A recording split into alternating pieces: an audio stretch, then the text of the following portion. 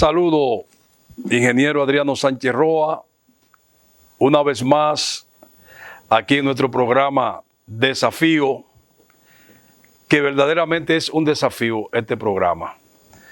Saludo, ingeniero. Bueno, saludo, amigo Luis Odor, familia Fava. Aquí estamos para ustedes, para Desafío, pero simultáneamente también estamos pasándolo para el programa El Cafecito, que diariamente, de lunes a viernes, dirige Familia Fava, a través de la emisora 91.9 de Elías Piña, con sede en Comendador. Sí. De manera que estamos simultáneamente hablando aquí para estos dos programas. Desafío y El Cafecito, comentando la noticia aquí en Comendador, en la 91.9. Ingeniero, se celebró el Día del Agricultor, San Isidro Labrador, el patrón del Llano, el municipio del Llano, en la provincia de Elías Piña. Como usted es un experto, y así está catalogado ya en el país e internacionalmente, en materia de agricultura, ¿qué usted nos puede dar alguna información de San Isidro Labrador y el Día de los Agricultores? Sí. Bueno, primero voy a aprovechar que estamos grabando y usted está aquí con la comitiva de Isidro Marmolejo Sánchez, que es agricultor, pero también un dirigente social de los comerciantes de Elías Piña y también en algo de la provincia de San Juan. Igual estamos con la comunicadora, la licenciada Marce Rosario, también de los micrófonos. Sí, sí. Y también dirigente comunitaria y social. Sí. Fíjate, familia, lo primero es que San Isidro Labrador fue una persona que existió en España. Nació en el 1082, es decir, que tiene casi mil años que nació. Dice la leyenda que él era una persona muy sencilla, bondadosa, y que él hacía milagros en el sentido de que tenía una varita y surgía el agua que se usaba para la agricultura. Y con los años fue corriendo, hasta que muchos países lo adoptaron. ¿Por qué? Bueno, por una razón, y la quiero leer aquí porque el pasado 15 de mayo, una persona, un experto, publicó un artículo interesante de San Isidro Labrador, que hay que decirlo porque todos los agrónomos, por lo menos los agrónomos de mi tiempo, siempre tenemos San Isidro Labrador como un norte, porque era la época de la mayor siembra para después la mayor cosecha de la República Dominicana. Tú sabes que teníamos que las lluvias, mayo era el mes de las lluvias, se roturaba la tierra, el primer corte, vamos a decir así, de los tres, al final de abril, porque había que hacerlo en seco. Y eso nunca fallaba. Ya en estos tiempos de 15 años para acá, 20 años, con el llamado cambio climático, se han perdido ya esa fecha. Era abril y mayo, y agosto y septiembre, los meses seguros de lluvia, seguro total. Pero ya en cualquier sitio tú llueve en diciembre y siembran en diciembre. Eso ha cambiado y ha dislocado, y en cierta medida también ha dañado el sistema que había. Entonces, San Isidro, el labrador, que viene por esa persona que era un ejemplo en España. Voy a leer aquí dos párrafos de un artículo interesante que habla de él. Ese artículo lo escribió, dice Día del Agricultor y la Agricultura Dominicana. Lo escribe Dionisio Hernández Leonardo y lo puso en una página de las redes, el agrónomo de Jima, La Vega, Vicente Sánchez, nuestro amigo. Dice así: hoy, 15 de mayo, es el Día Nacional del Agricultor de la República Dominicana, establecido en el año 1946, aquí, mediante el decreto 3523 del 11 de mayo de ese año 1946. El objetivo era celebrar, es decir, honrar a los agricultores dominicanos que producen los alimentos que consumimos cada día, decía el decreto de Trujillo. La escogencia del 15 de mayo para esta celebración es porque ese día la Iglesia Católica celebra la festividad de San Isidro Labrador, como tú dices que celebra en el llano. En el llano. En el llano. En el 1960 fue declarado patrono de los agricultores por el Papa Juan Pablo XXIII. Es decir, la Iglesia Católica lo hizo el santo de los agricultores a nivel mundial. Recuerda que eso viene de España y todos estos países lo han adoptado. Entonces San Isidro es un santo también que lo celebran muchos municipios. El agricultor tiene una importancia de primer orden en el mundo. Vale decir, sigue diciendo el articulista, es el elemento fundamental para la subsistencia de la sociedad. Y ahí sigue explicando algunos de los detalles de San Isidro Labrador. Es decir, la celebración en República Dominicana parte del año 1946 y es importante saberlo porque lo ubicaba junto con la lluvia. Ahora, ¿qué ha ocurrido, familia? Ha ocurrido que esa fecha los gobiernos, las mismas organizaciones productores, los empresarios, le tiran como una fecha de un impulso a la agricultura. Ese día yo recuerdo que Joaquín Balaguer, Leonel Fernández, Hipólito Mejía, Danilo Medina anunciaban acciones importantes. Incluso en el caso de Danilo no solamente lo anunciaba por los agricultores, sino que mezclaba también las reivindicaciones de los profesionales agropecuarios. Recuerdo que una de las grandes pensiones, paquetes de pensiones que hizo Danilo, lo hizo, sería como el 15, 16, lo hizo anunciando esa pensión grande que la esperaban con buenos sueldos y seguro médico. De manera que estamos hablando que San Isidro Labrador, para este año ahora que acaba de pasar el 15 de este mes de mayo, fue para mí un día con tristeza porque no se dio lo que siempre esperamos los agricultores, medidas esenciales para impulsar la agricultura. Usted decía al principio, yo me quiero hasta reír, que San Isidro andaba con una varita y donde él llegaba, brotaba el agua. Sí. Pues mire, yo ahí me quiero reír, oiga, porque hace unos años me fueron a hacer un pozo a la cerquita, aquí en Villa Hortensia. Y el camión, uno de los señores que andaba ahí, andaba con una varita, oigan esto, y donde la varita se doblaba, ellos dicen, ahí hay agua. Oye, pues. Oiga qué cosa, y parece mentira, y fue verdad eso. Ajá, bueno. Se dobló la varita. En la entrada de la puerta del conuco, ahí mismo, ahí dobló. Y ahí encontraron Sí, agua. encontraron agua, pero no había... La abundancia. No había en abundancia. Sí. Entonces, ahora que usted dice que San Isidro andaba con una varita donde se paraba, brotaba agua, mírelo ahí entonces. Bueno, déjame decirte que nosotros, por ejemplo, en nuestra provincia de Piña, conocimos muchas norias. Sí, Yo recuerdo que incluso en la comunidad del Pino, de donde son origen nuestros padres, La lajita. Vámonos al Pino, que había una noria. La lajita era ahí la noria. No, porque estamos hablando de la lajita, tenemos una lajita en el mismo pueblo. Tenemos allá mismo, allá en el Pino, la lajita era que le llamaban ahí a eso. Esa noria que había, ahí brotaba agua. Sí. Todo eso se ha perdido. Todo eso con la mano casi criminal del hombre. La autodestrucción del hombre.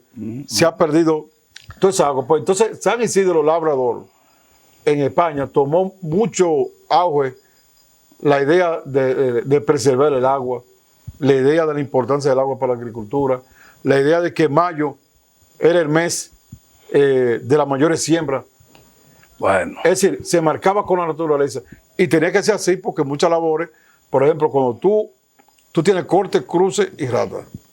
El corte hay que hacerlo siempre en seco para que profundice. Después que profundiza, que caiga la lluvia, ya tú le pasas los otros dos pasos, vamos a decir así.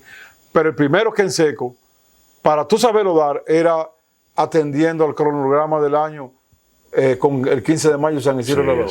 Sí. Nadie podía acercarse a 10 días de San Isidro Labrador, porque ahí podía llover en cualquier momento. Sí, así se hacía era. al final de abril, y casi comenzando mayo. Ya en mayo estaba lloviendo. Pero es más, los días del agricultor eran los días de grandes lluvias en República Dominicana. Igual pasaba ya a final de agosto con septiembre. ¿Por qué también la lluvia? Porque cuando usted tira una planta, ya sea una semilla directamente, ya sea un material de siembra, de habano de batata, de queje de yuca, usted necesita un ambiente para que las plantas puedan brotar y pegar. Bueno. Y la lluvia, el agua, es la que le permite, junto con la contextura del suelo, de que la planta puede brotar. Entonces el agua es fundamental. Si tú siembras en seco, no va a tener nada.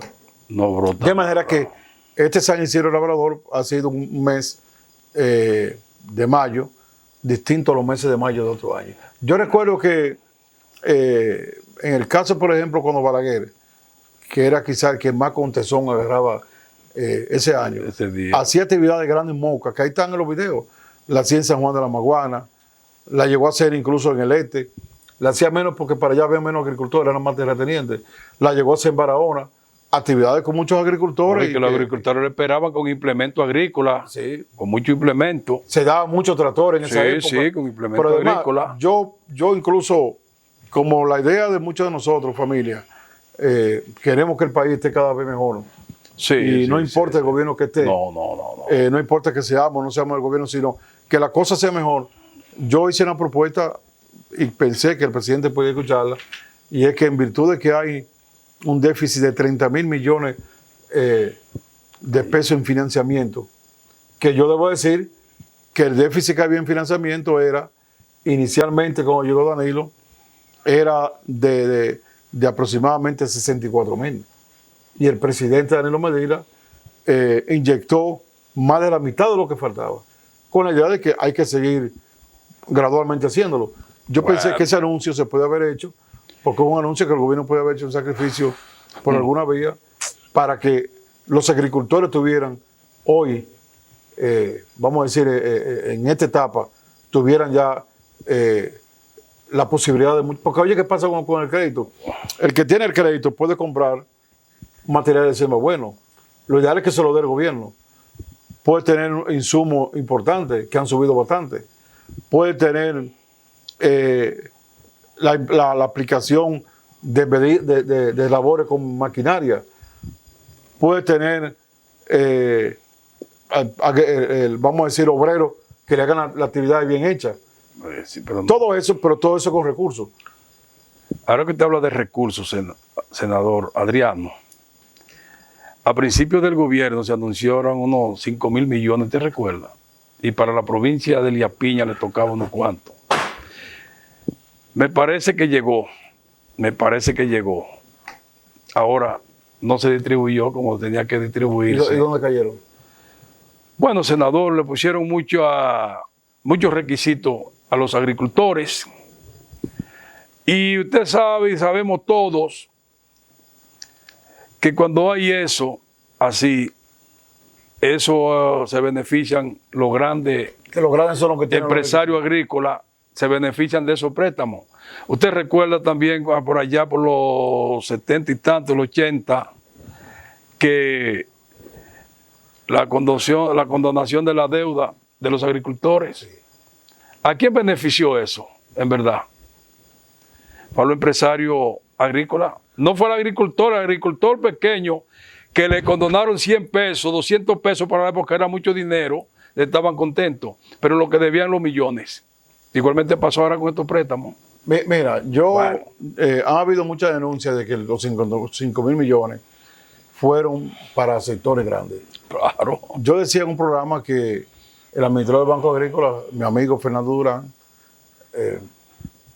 tantos años, pues trabajó mucho en nuestra región, No se vio aquí. y fue presidente de la AMPA, de que debía dar una explicación pública del uso de ese dinero. ¿Por qué? Porque ese dinero uno suponía que eran para productores medianos y pequeños. No. Sin embargo, no ha habido una claridad de qué pasó ahí. Pero además, fueron 5,000 millones de un déficit de 30,000. O sea que hasta un centavo que se dé está muy bien. Sí, Pero sí, sigue sí, habiendo un déficit. Un déficit de 25,000, pero quizá un poquito más, porque hubo productores grandes que si lo recibieron, en vez de un banco privado, pues entonces lo tomaban del Banco Agrícola.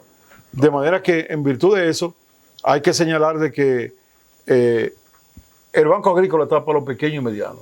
Tienes que trabajar con los grandes, porque el grande muchas veces es que te sustenta un retorno más rápido, No, te puede sustentar claro. una ganancia, y eso es importante, pero esencialmente está para eso.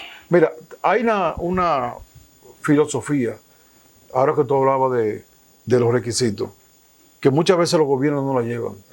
Y si el gobierno quiere ayudar al que menos puede, el gobierno no puede aplicarle las reglas que tradicionalmente tienen las naciones. Por ejemplo, en el caso de Brasil, para ponerte de ejemplo, cuando Lula vino al país en el 2013, yo hablé un poquito con él porque ya nos conocimos en Cuba en los 80. Y me decía él a mí ahí, me dice a mí, bueno, a mí me menciona mi madre todos los días allá, millares de brasileños. Digo, ¿cómo así? Me dice, cuando yo llegué a la presidencia, yo llamé al gobernador del Banco Central y le dije, mire, yo quiero que usted me le financie un carrito chiquito, barato, pero nuevo, a todos esos obreros que están ahí fajados. Lleguen y se pasan la vida. Sin embargo, usted ve que el dueño cambia Mercedes-Benz por Mercedes-Benz. Y entonces le dice al gobernador, no se puede, no, presidente. ¿Cómo que no se puede? Te lo estoy ordenando yo. No, presidente, que esa gente no tiene expertise. Entonces dice Lula, que venía de una carrera de obrero, que no conocía tanta terminología en ese tiempo. ¿Y qué es lo que es expertise? Dice, no, que no tienen historial, no tienen nada de eso. Le dice, pero mire, usted como tiene mucho editorial, usted y el banco, hágame el editorial a la gente. Así que, entonces llegaba el obrero llegaba a la fábrica y encontraba ya que podía llenar un formulario y sin nada adelante tenía un vehículo cómodo, barato, que lo iba a pagar, qué sé yo, en vez de pagarlo a 4 años, lo pagaba en 8 años. Y se aparecía en la casa, en la noche llegaba con el vehículo. Entonces dice que le menciona a la madre porque Brasil se llenó de vehículos por todos lados, porque los pobres tuvieron vehículos. Que yo creo que eso también pasa en todos los sectores. Por ejemplo, yo entrevisté el día pasado a José Díaz Ceballos, el presidente de la Federación Nacional de Comerciantes y Empresarios de la República Dominicana, FENACER, un hombre sabio. Él decía ahí que él quiere la reforma fiscal. Y digo, ¿por qué usted la quiere? Me dice, bueno, porque más de la mitad de los negocios en el país son informales y no están formalizados. Entonces, un salón de belleza, un taller de mecánica, se quiere formalizar, porque formalizados van a tener más garantías sociales, van a tener quizás más préstamos. Me dice, digo yo, ¿por qué no se formalizan? Y dice, no, es que le piden tantos requisitos que no pueden hacerlo, que lo agarren nada más con la famosa patente. ¿Tú te recuerdas la patente de antes? Claro, que lo ponían en los negocios. Sí, entonces, estamos hablando también, como tú dices, el Banco Agrícola, lo que practicamos nosotros, ¿qué era? Que se le daba un crédito llamado prendario. Es decir, prendario es a la prenda, a la cosecha, de 70,000 pesos en aquella época. Entonces, el agricultor sencillamente lo que tiene que tener el informe del perito de que el hombre tiene la tierra, de que lo que va a sembrar se ve que es factible, de que la persona tiene un historial más o menos serio, que es serio. Claro. Entonces, con las condiciones se le da el financiamiento y no se le daba los 70,000 pesos de una vez, sino se le dan, por ejemplo, 15,000. Si lo invirtió bien, se le dan los 15,000 más. Si no lo invirtió bien, quedó hasta ahí. Entonces, en ese sentido, los 5,000 millones a tasa cero tienen que haberse dado sin el expertise que dijo Lula, o con la patente que dijo el empresario de allá, o como yo digo ahora, una fórmula de esa. Entonces, otra cosa, familia, yo recuerdo que cuando Balaguer me designó en el Banco Agrícola, yo encontré millares y millares de agricultores que tienen la puerta cerrada en el Banco Agrícola. Siempre he tenido siempre en la memoria un encuentro que tuve con los cebolleros de Baní. ¿Por qué? Porque ocurre lo siguiente: el agricultor sembraba y hacía su cosa correcta, pero venía una inundación y le dañaba la cosecha. O venía una sequía, le dañaba la cosecha. O llegaba una plaga y le dañaba la cosecha. O sencillamente, cuando cosechaba no encontraba mercado. Entonces el agricultor quedaba mal en el Banco Agrícola, no por él, sino por circunstancias que llegaron. ¿Qué quedamos con el presidente Balaguer? Y se hacía así, que el banco hacía un estudio hecho con seriedad y teníamos qué pasó con cada agricultor. Todos los meses el dinero que le daba al Banco Agrícola, el presidente, se le llevaba la lista al presidente, estos 80 son los que se deben al Banco Agrícola y nada por ellos. Entonces, como hay capítulo en la ley que existe ese capítulo, en base a ese capítulo el presidente, el gobierno, le pagaba la deuda al agricultor. Cuando llegaba ese dinero al Banco Agrícola, y recuerdo lo de Baní por eso, que llegamos ahí, y cuando llegamos, yo recuerdo que era Bienvenido Montero, que después fue diputado, el presidente de ellos, una persona conocida. Y cuando llegamos comenzaron a pelear porque había que darle su crédito, lo que espérense.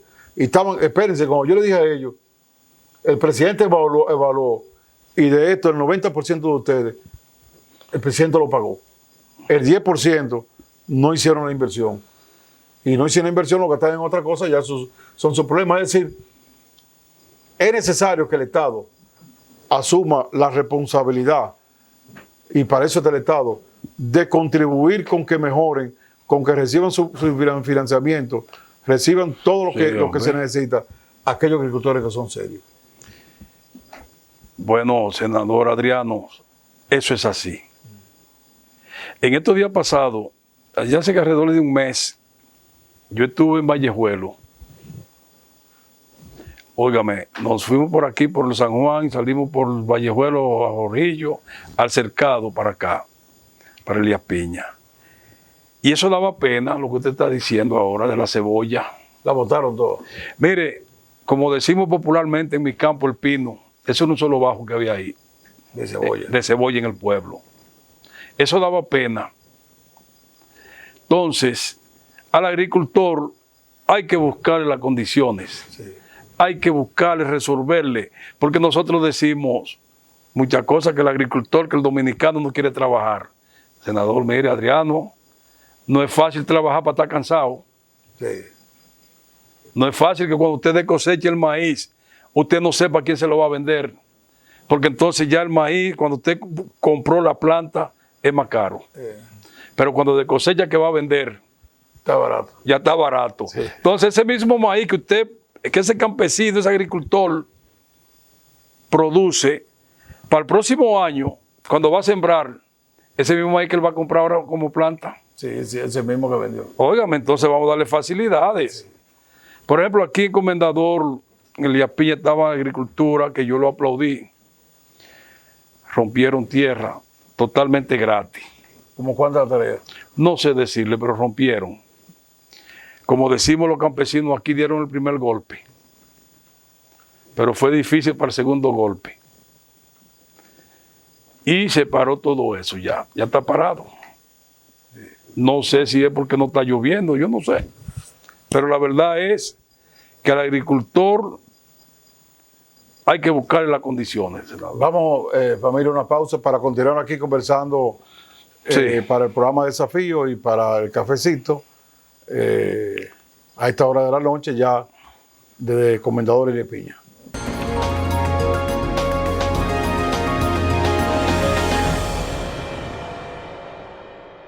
Ya estamos de regreso aquí en su programa Desafío, transmitiendo también para el cafecito aquí en la 91 en Comendador. Adriano,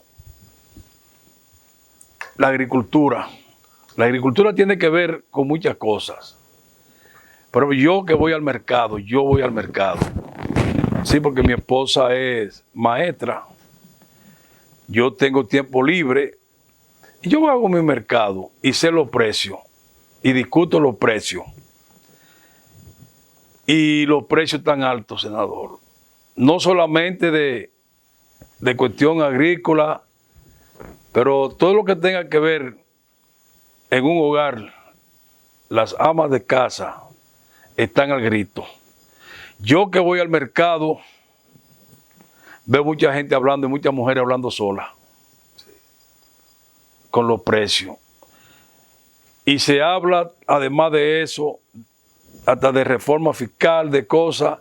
Y yo le digo a la gente, no se apuren, que esta es la rodillera, la carga viene después. ¿Qué usted nos dice? Bueno, fíjate, familia, el pueblo dominicano, todo el mundo siente y se da cuenta y sufre la salsa que hay de la canasta alimenticia, pero del costo de la vida en general. Aunque a veces uno no aborda mucho el costo de la vida, se concentra en la parte agrícola, pero hay que decir que ha subido todo. Bueno, Por ejemplo, cuando suben los combustibles, ya todo lo que se transporta, si se transporta una varilla, un cemento, una carga de lo que sea, ya simplemente por el combustible sube, pero sube también por otros elementos y suben ellos mismos. O cuando tú, por ejemplo, tienes un taller de mecánica y este taller de mecánica tú te ganas X cantidad de dinero diario o mensual y te suben el costo de la comida, ¿qué tú vas a hacer? Subir también lo otro, porque tú no, si tú recibes un taller 20,000 pesos mensual, 15,000 pesos mensual, y tú comprabas con eso una cantidad X de alimentos y te lo subieron, tú tienes que buscar una vía de subirlo. También tú le subes, cuando llega una persona a reparar un vehículo, tú se lo subes un poquito más. O sea, ha subido todo en cadena. Ahora bien, como mucho de lo que hablamos a veces dice que estamos hablando porque estamos en la oposición, o otros que lo están sufriendo, que eso no es así. Y dicen alguna gente, no, del gobierno y la autoridad, que se está produciendo más, que ahora mismo están bajando los precios. Yo simplemente digo, oigan esto, señores, familia, yo simplemente digo que hay una ley natural de mercado, que esa ley se da sola. Si hay abundancia de un producto, no es verdad que el producto sube de precio. Si hay escasez de un producto, no es verdad que el producto va a bajar de precio, sube. ¿Qué es lo que quiero decirle? Que hay un gran problema y es la falta de producción. Y la falta de producción entonces es que te coloca a ti en un nivel de que los precios suban.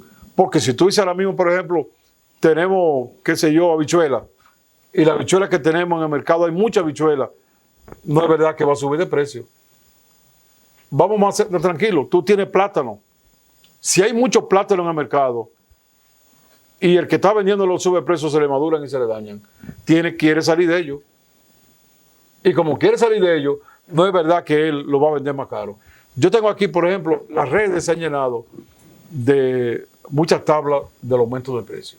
sí. Y en ese sentido, yo la veo en las redes, como en las redes salen cosas verdad y salen cosas mentiras, yo agarré varias tablas y fui y hice un promedio. Porque una cosa es el supermercado en un sector privilegiado de la capital, otra cosa es un colmado en una provincia regional, otra cosa es una pulpería en un barrio, en una provincia chiquita. Yo lo miré todos los niveles, hice en promedio, por cada producto un promedio. Y ese promedio que hice, chequeé la tabla que había y encontré una tabla que es más o menos el promedio de lo que se está dando en el país, producto por producto. Lo tengo aquí, que voy a leerlo, porque me gusta siempre hablar con la seguridad de que estamos hablando con cosas que son ciertas. Entonces, ¿qué pasa aquí en esta tabla? Que en esta tabla usted comienza a hablar de los aceites. Aceite por galón, de dos calidades. Recuérdense que como yo fui a los colmados, a la pulpería, a los colmados en barrios pobres, provincias pequeñas, ahí tiene un aceite de menos calidad. Si tú te vas a, qué sé yo, a Naco, o te vas, encuentras un aceite de otra calidad. Entonces yo lo tengo aquí de las dos calidades. Por ejemplo, el de alta calidad, que estamos hablando del aceite, costaba, cuando llegó el gobierno, el galón 550 pesos. ¿Qué ocurre? Que ese mismo galón hoy cuesta 975 pesos. Es decir, el galón ha subido en ese aceite de calidad, de mayor calidad, ha subido 425 pesos. Casi un 100%. Pero si tú te buscas el aceite de menor calidad, que el galón costaba 330 pesos, subió a 600 pesos, subió, Bueno, ¿tú sabes cuánto?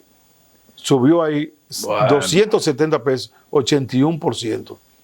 Pero además, si nosotros seguimos y vamos, por ejemplo, al arroz, hay varios arroz, cogí arroz promedio, costaba 20, subió a 30, subió a 10 pesos.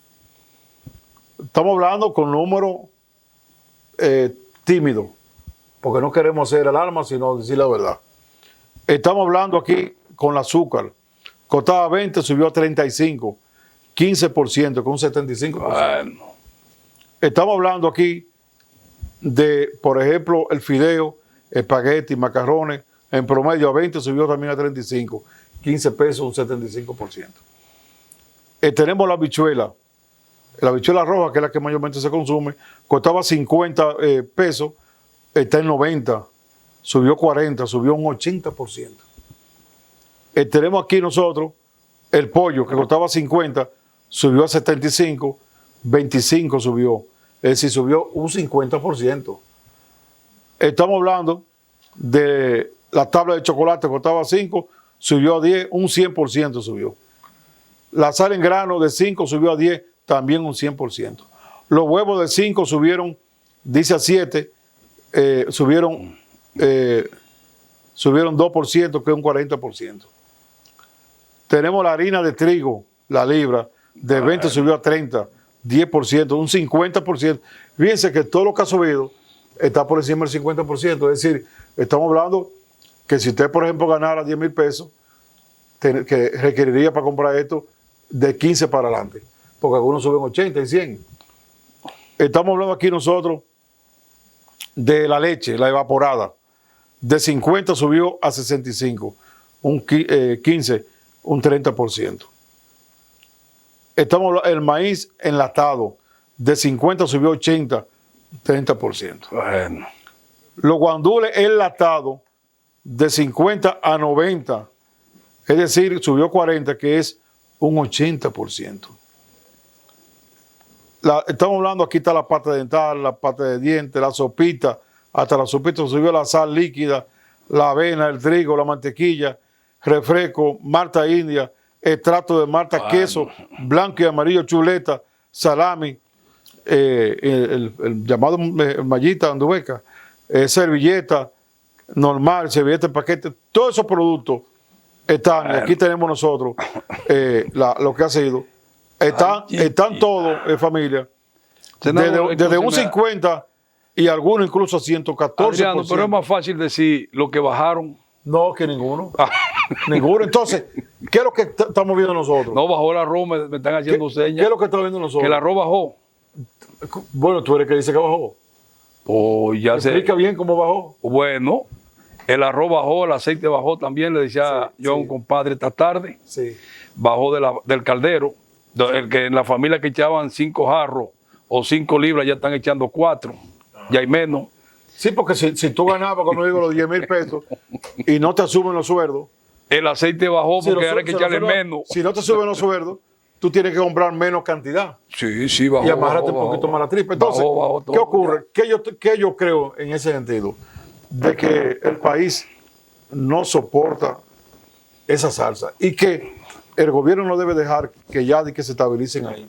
Tiene que provocar una disminución de los precios de esos productos. Para mí hay varias fórmulas que él tiene que aplicar. La primera fórmula que tiene que aplicar el gobierno es planificar mejor.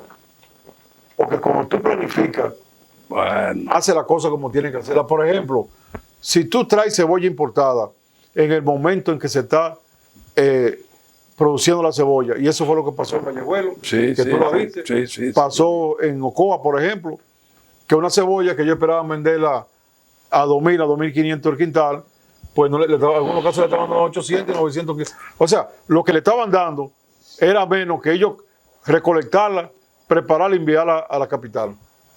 O sea, solamente por eso dejaron que el que quisiera ir a la finca fuera y buscar la cogiera gratis.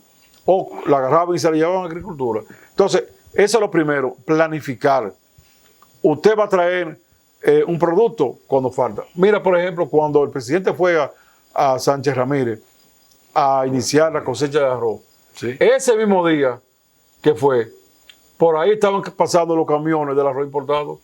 Y cuando se le pregunta a la autoridad, ¿tú sabes qué dice? Es que hay que traer una cuota. Es verdad. Eso fue lo que le dije. Sí, pero esa cuota, familia, esa cuota se trae, por ejemplo, en marzo, se trae en febrero, para que en el momento en que no se está cosechando, se consume ese arroz importado. ¿Usted recuerda que le decía hace un momento que no es que el agricultor dominicano o el hombre dominicano no le gusta trabajar? Mírelo ahí, te lo está diciendo ya. Pero dame decirte algo más. Estamos hablando que planifiquen, número uno. Número dos, cuando se dan alza de insumos a nivel internacional, y aquí ha ocurrido, y yo he sido partícipe o he visto que se ha hecho. Si, por ejemplo, porque es otro elemento, los insumos han subido entre el 40, 50 y el 60%, pero no es porque han subido esa totalidad ya. A nivel internacional han subido. Pero aquí, oye esto, han subido allá y en ARA y diciendo que subieron allá, los importadores de aquí lo han duplicado. Es decir, que ha habido en cierta medida un sistema angiotista aquí. Entonces, ¿qué pasa, familia? Que el gobierno lo que hace, tiene que hacer es darle una tasa preferencial con el Banco Central. Por ejemplo, hacer los cálculos y decir, bueno, si un abono o un pesticida o un herbicida va a subir en un 30%, yo te voy a dar una tasa del dólar. En vez de tú comprar $1 a 57 para ya comprar los insumos fuera, yo te voy a dar $1 en 45. Entonces, ese diferencial que hay, familia, del 45, ya él tiene que seguir vendiendo el insumo igual. Otra cosa que hay también, y es la siguiente.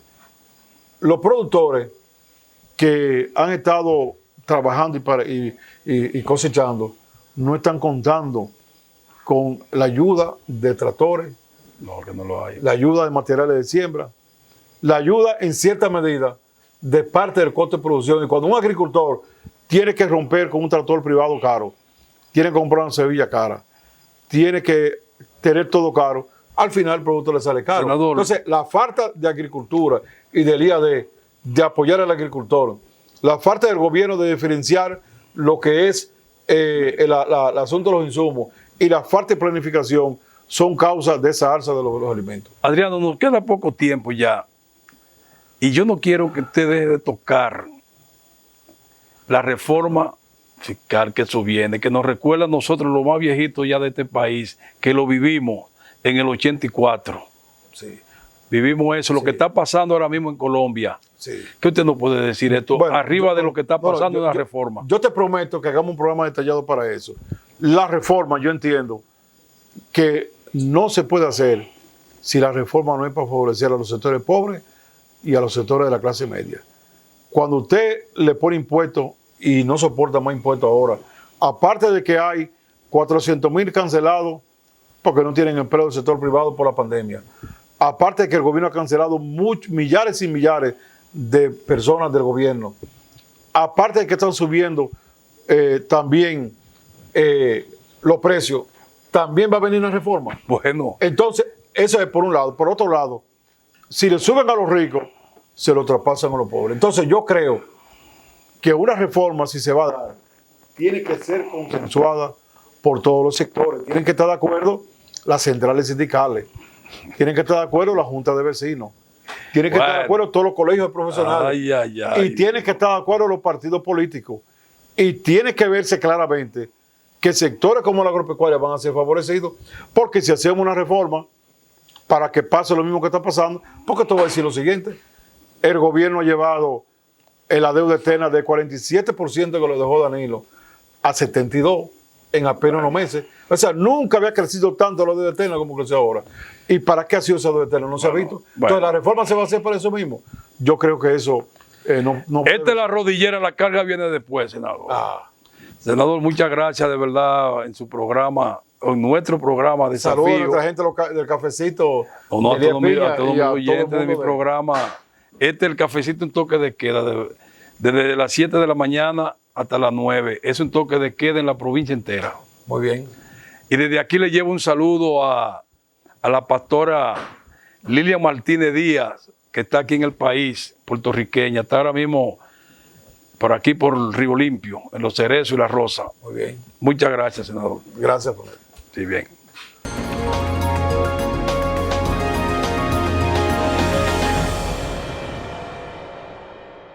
Buenas noches, dominicanos. Digital 15, Telemicro Internacional y su programa Desafíos por TV. Aristipo Vidal, su servidor, con la actualidad dominicana e internacional, cuando sea el caso de interés para los dominicanos.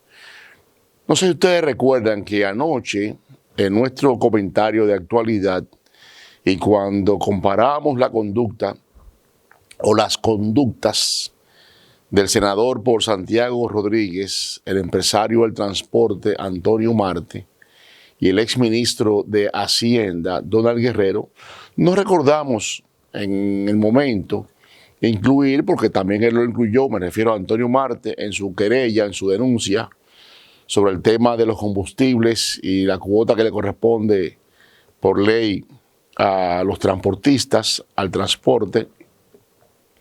El ministro de la presidencia del gobierno del presidente Danilo Medina, Gustavo Montalvo.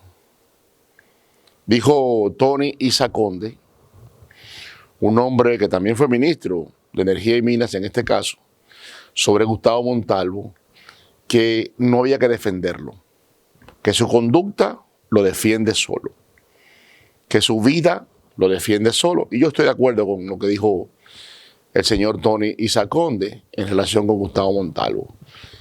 Pero lo que quería recordar del comentario de ayer es el hecho de que la gente, Vox Populis, dice el refrán, identifica a varias personas que fueron candidatos en el año 2020 y que hoy son legisladores en ambas cámaras, no solamente de diputados, porque voy a entrar en el caso del diputado arrestado, detenido en Miami, en el día, fue ayer, pero se supo en el día de hoy, en el país, por asuntos de narcotráfico. Se establece que muchos de estos candidatos, hoy legisladores, están ligados a ese negocio y o al lavado de activos proveniente de ese negocio. ¿Qué negocio? El narcotráfico. El narcotráfico. Pues a mí no me fue sorprendente el caso del diputado Miguel Gutiérrez, detenido en Miami por las autoridades norteamericanas de la DEA. La DEA es, por sus siglas en inglés, la Dirección o la Administración de Drogas, la Fuerza de Administración de Drogas, eso está en inglés, DEA, que trabaja en conjunto con la Dirección Nacional de Control de Drogas de la República Dominicana. Están muy ligadas y es lógico. República Dominicana es usada por el narcotráfico internacional como un puente, mayormente como un puente para llevar drogas desde Sudamérica hasta los Estados Unidos. Entonces es lógico que el gobierno norteamericano, que es nuestro amigo, quiera y deba actuar, interactuar con nuestras autoridades. Este señor, Miguel Gutiérrez, está apresado porque fue apresado en los Estados Unidos, no en la República Dominicana. Él tomó el avión en República Dominicana, en Santiago, para irse a Miami. Aquí no lo arrestaron, fue allá. Entonces, los demás, que son varios, tendrán que ser también por igual arrestados fuera del país. Es la pregunta que uno se hace. Porque aquí, como son legisladores del partido de gobierno, no se le va a poner la mano. Yo escuché esta mañana decir a un comentarista radial ligado al partido de gobierno, ligado al frente de partidos que llevó al actual gobierno al poder, decir que la dirección de drogas actual ha roto el récord de incautación de drogas, especialmente de cocaína. Y yo pienso que es verdad, que ha roto el récord. Ha incautado más drogas que antes. Eso tiene dos lecturas. Y yo dejo que usted escoja la que más le guste. Yo tengo la mía. Una lectura: o las autoridades anteriores no perseguían la droga como debe perseguirse, esa es una de ellas, o se ha disparado el tráfico de drogas en los últimos 9 meses y por tanto hay más drogas que incautar. Son las dos lecturas que tiene ese hecho y usted toma de esas dos lecturas la que más le guste. Yo escojo, lo digo con responsabilidad, la última. Si hay legisladores y debe haber otro tipo de funcionarios, y aunque no lo sean, partidarios del gobierno dedicados a esa labor criminal, porque el narcotráfico es un crimen tipificado en nuestro Código Penal vigente. Es lógico que en su gobierno se dedique con más fuerza a esa labor. ¿O ustedes no recuerdan el 2000-2004? La cantidad de gente ligada a ese negocio que cayó preso o cayó muerto por las autoridades porque se destapó el narcotráfico actuar libremente. Yo sí lo recuerdo. Es más, hubo un bar muy de moda en esos años que quebró, tuvo que irse a pique, porque allí era un sitio como escogido por ellos para compartir tragos y tal vez hacer negocios, hacer intercambios, que no voy a mencionar su nombre porque la gente que lo administraba o los dueños no son responsables de estas actuaciones. Pero todos recordamos los muertos en ese parqueo, más de uno, y en una cafetería muy popular que le quedaba casi enfrente, más de uno. En consecuencia, yo pienso que es la obligación del gobierno de la República Dominicana, presidido por el licenciado Luis Abinader, el permitirle a las autoridades dominicanas e internacionales, en el caso de la DEA, actuar en contra de esta gente. Si se recibió apoyo económico y político en la campaña electoral, que es evidente que fue así, es una cosa, pero ya usted está montado ahí. No apañe esas cosas, como tampoco debe estar todavía hoy en silencio con el tema Lotería Nacional. Vuelvo a insistir, Lotería Nacional. Ayer el no vidente involucrado en la acción de la tracamandana del bolo, número 13, confesó públicamente que él no le pasó a la presentadora ningún bolo. Eso implica entonces también a la presentadora, como ya hemos dicho aquí. Para ellos dos. No, él dice que lo llevaron a una casa. Su percepción de no vidente le indica que es una casa grande, una gran residencia, y que allí le propusieron y que luego le entregaron 800,000 pesos. El no vidente y la presentadora. No, hay mucha gente implicada ahí y obligatoriamente tiene que haber autoridades de la lotería implicadas. Entonces, ese administrador, el señor Dicen, que tiene el mismo nombre que el narcotraficante apresado en Estados Unidos, el diputado Miguel Dicen, tiene que ser cambiado por el presidente de la República. No espere más, señor presidente. No espere más.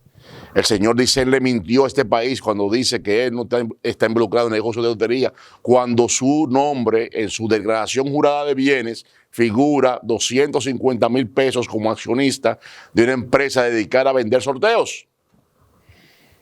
Le está mintiendo al país.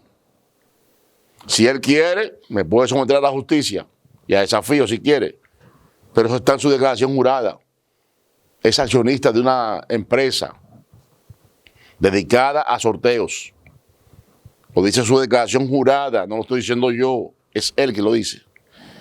Es él mismo. Y todos dicen que está ligado a otro diputado de la provincia de Monseñor Noel. Noel, dicen los agentes de Bonao, ¿verdad? Que esa banca de ese señor no vendió el número 13. Qué coincidencia.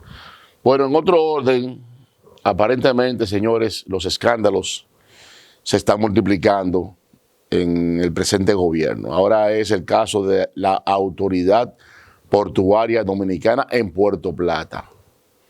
La señora implicada renunció, pero ahí tienen que actuar las autoridades correspondientes de la Procuraduría General de la República. Es una demanda que hacemos en desafíos. Renunció y ya, ¿se va a quedar así? No, señor, no se quede así. Pero también tenemos el caso de la vacunación, entre paréntesis, vacúnese.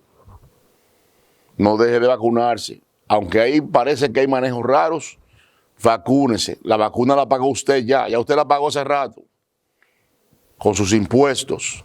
Vamos a vacunarnos, vamos a cuidar nuestras vidas.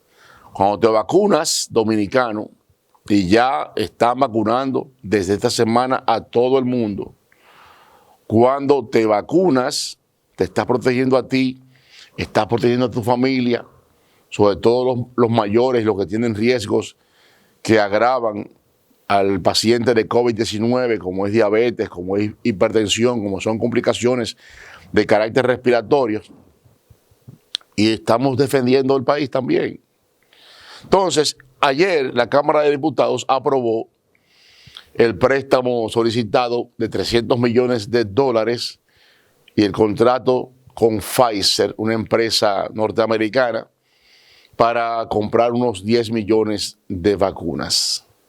Ese contrato, al decir del diputado José Horacio Rodríguez, que no es de la oposición, es del gobierno, ese diputado, aliado al gobierno, tiene unas cláusulas que perjudican grandemente el interés nacional, el interés de la República Dominicana. Y eso fue lo que aprobaron ayer, con el voto negativo de la bancada del Partido de la Liberación Dominicana, que no se pueden sumar a este tipo de cosas.